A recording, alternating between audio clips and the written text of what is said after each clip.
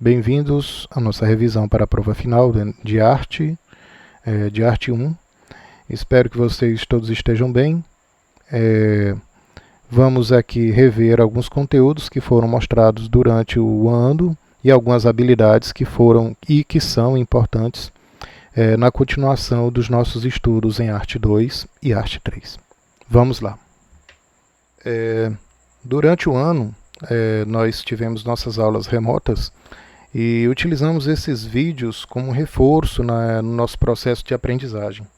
Nós iniciamos o ano trabalhando com conceitos antes dos conteúdos propriamente dito de História da Arte. Então utilizamos uma metodologia em que nós sempre trabalhávamos um contexto da História da Arte com os tempos atuais, bem como a escolha do livro didático determina, né? Ele traz elementos do estudo da cultura e junto ao estudo da arte.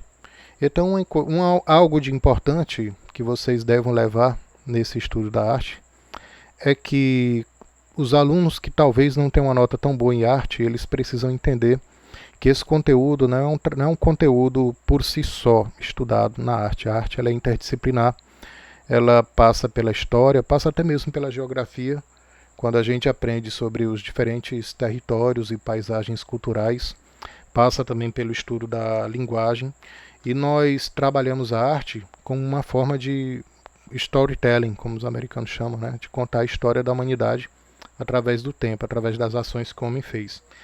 E nós só podemos fazer um julgamento de valor dentro da arte se nós entendermos a cultura, porque para cada cultura a arte ela tem um significado diferente.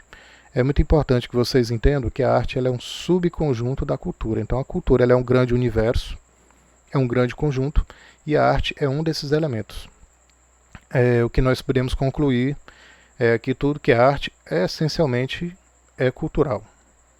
E o contrário não, nem tudo que é cultural é arte. Também existe outros universos que a arte se encontra, como a estética e a beleza. Nem tudo que é belo é artístico, mas é cultural. Nem tudo que tem estética essencialmente está ligado ao mundo da arte, mas a arte é um subconjunto também da estética. Espero que esteja dando para entender. Eu coloquei um texto aqui que faz parte do livro de vocês e traz bem esse resumo da relação entre arte e estética. Arte, cultura e estética. Vamos dar uma lida aqui para vocês. Cultura e arte são fenômenos diferentes que algumas vezes podem ser confundidos. São dois conceitos bem difíceis de definir, embora sejam tema de calorosos debates. Desde a antiguidade, há diversos sentidos possíveis para a palavra cultura, mas podemos definir como a maneira pela qual a sociedade se estrutura e como ela se comporta, incluindo o que ela produz. A cultura é um fenômeno integral, que abrange tudo o que uma coletividade é e faz. Trata-se do patrimônio material, intelectual, compartilhado por um grupo social, recriado e transmitido no decorrer do tempo.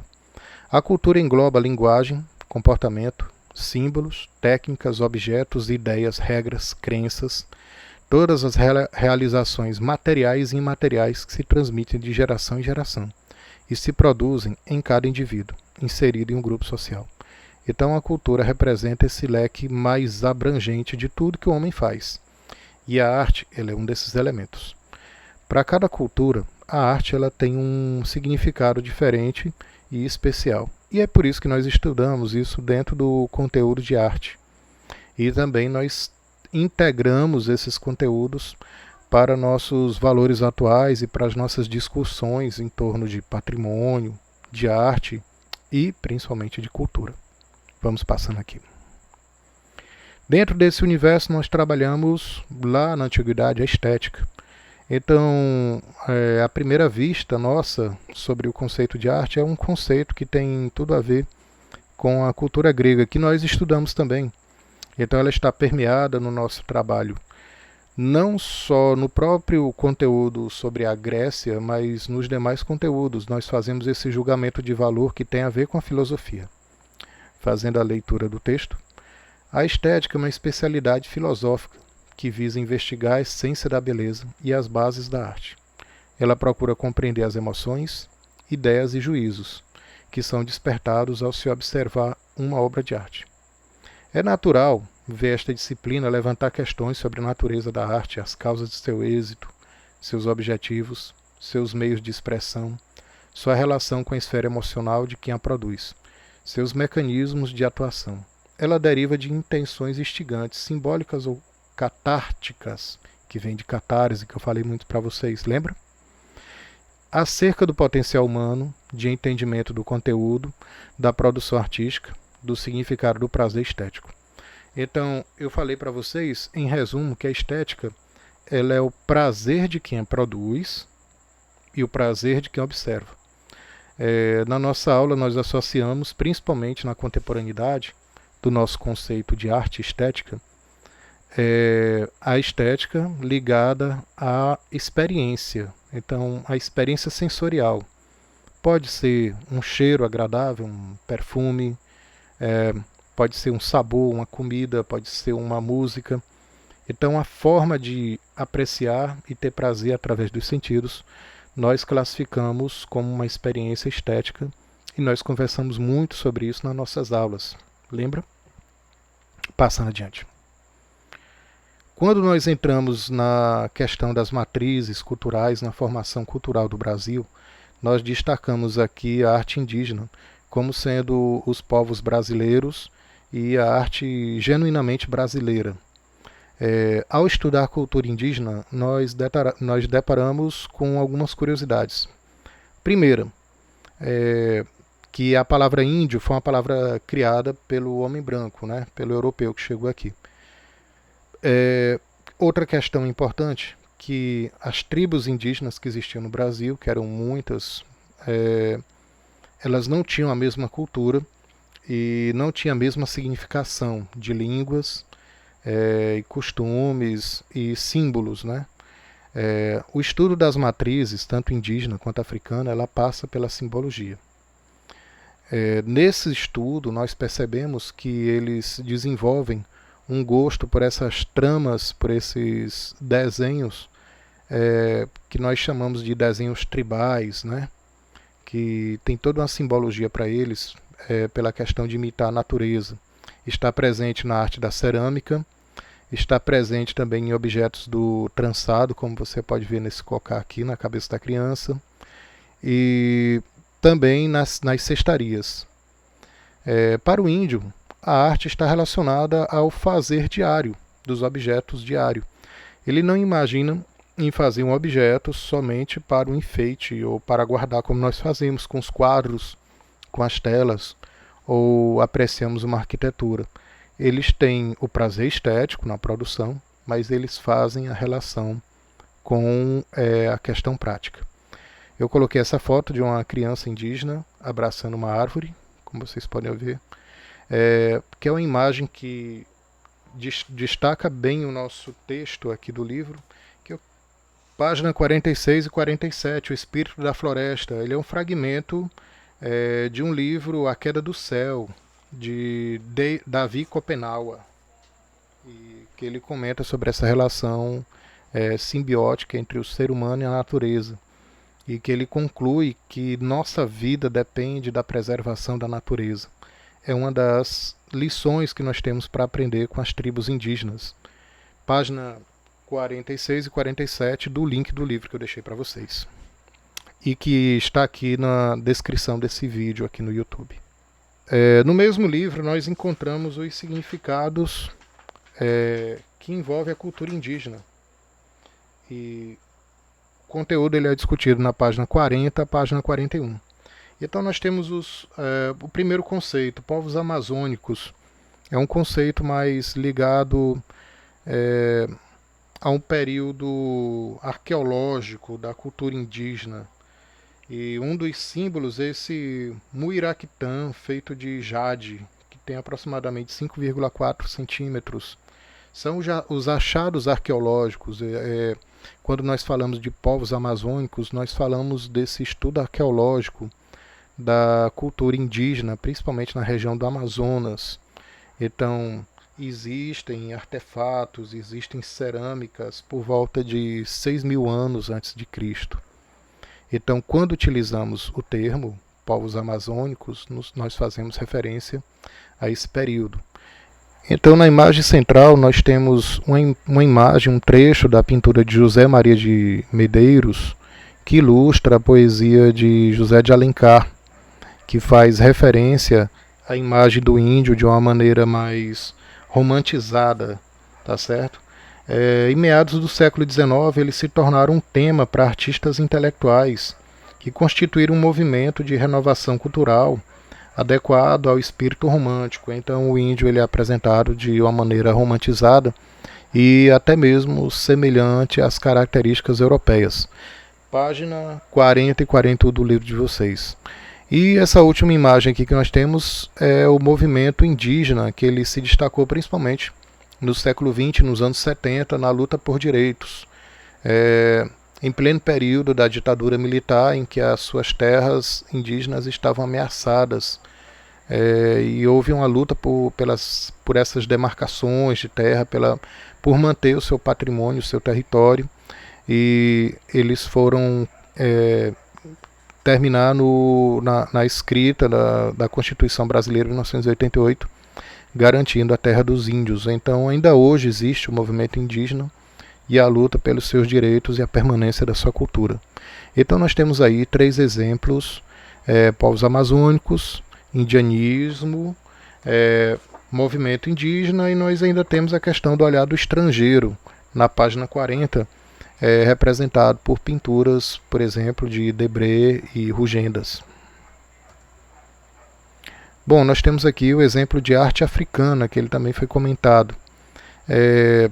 O que é que nós temos em comum da arte africana com a arte indígena brasileira? Nós temos as texturas, né? Os padrões abstratos, as formas geométricas que coincidem desses 2 grupos. Mas a arte africana que chegou aqui no Brasil, ele já possuía um recurso tecnológico mais avançado. Eram povos que já no século XIV, no século XIII, como tem no livro de vocês, na página... Só um instante aqui, o livro está aqui do lado. Na página 50, como mostra a escultura de uma cabeça em bronze, representando já uma técnica avançada de povos que já possuíam sua própria cultura lá na África, tá certo? Então, o livro ele trata também da chegada aqui dos africanos, fala também que são povos de características culturais diferentes, línguas diferentes, que aqui no Brasil eles foram separados, os povos da mesma etnia, que houve uma preocupação com a rebelião, que eram povos extremamente inteligentes, versáteis, que possuíam uma música baseada no ritmo, nos tambores, na percussão, e que contribuiu muito para a música brasileira. Inclusive nós fizemos uma análise de uma música de Gilberto Gil, que traz um pouco muito, quer dizer, dessa característica africana e de elementos do sincretismo religioso. O que é o sincretismo religioso? É justamente essa mistura de elementos cristãos, de elementos da Igreja Católica, com a cultura afro-brasileira, com a cultura do candomblé, da Umbanda, do Xangô, e eles utilizavam da arte, da dança, nos rituais, e aos poucos eles foram absorvendo esses elementos. Então, principal contribuição da cultura africana na formação do povo brasileiro, das nossas matrizes, está relacionada à nossa música, que ela possui uma riqueza rítmica, uma riqueza também melódica, calcado na cultura negra, né? Como nós podemos citar aqui o funk, não esse funk do Rio de Janeiro que as pessoas chamam, aquilo ali não tem nada a ver, mas o funk, as músicas de Tim Maia, que eu indico a vocês conhecerem, o reggae, né, que veio da Jamaica, que aqui no Brasil teve o seu representante também, o Gilberto Gil, a própria música baiana e o axé, que são músicas trabalhadas na percussão. Também aconselho vocês a conhecerem o artista Carlinhos Brau, que tem uma contribuição muito importante na música brasileira. Nós estudamos também a arte grega, na qual, na prova de vocês, ela será citada através da estética. Nós temos os períodos gregos, nós temos mais adiante o Renascimento, quase 1500 anos depois. A cultura grega ela foi tão intensa, tão forte, que ela influenciou os romanos, que dominaram os gregos. E mais tarde, depois da Idade Média, ela foi retomada, por isso que é chamada de Renascimento. E mais adiante, já no século XVI, 1547 mais ou menos, nós temos o Concílio de Trento e nós temos aí o início da arte barroca. O barroco ele se desenvolveu na Europa, mas ele chegou tardio aqui no Brasil, 100 anos de atraso. O que fez o barroco chegar aqui no Brasil foi a descoberta do ouro. Lembrando que o Brasil era colônia, não era um país independente, que existiam perigos, riscos durante a viagem, e também imagine que nenhum artista ele quisesse vir para o Brasil, porque não existia como bancar seu trabalho, né? A arte é um produto muito caro da humanidade. Então o trabalho dos artistas é algo muito valoroso, porque é algo imortal na nossa cultura. E com a descoberta do ouro, aí os artistas chegaram até aqui. E o que nós temos de arte barroca aqui, ela foi miscigenada com a cultura negra e com a cultura indígena. Inclusive o barroco ali foi acusado de ser incompetente ou uma arte ruim, porque ele tinha essas características únicas no seu desenho. Nós temos aqui uma pintura, por exemplo, de Mestre Ataíde, em que os anjos e santos são mulatos, são morenos, tá? Representando assim a busca de uma característica brasileira. O Mestre Ataíde era um artista que possuía uma vasta bibliografia, foi um artista que aprendeu sozinho, mas que os poucos livros que chegavam aqui ele fazia seus estudos, as poucas informações, as pinturas nos azulejos portugueses também influenciaram o seu trabalho, mas que ele colocou aí a sua cara, a sua pintura. Principalmente a questão da cor, né? Predomínio de tons de azul, dourado, amarelo. Após o barroco, o neoclássico chegou no Brasil graças à vinda da família real para o Brasil, né?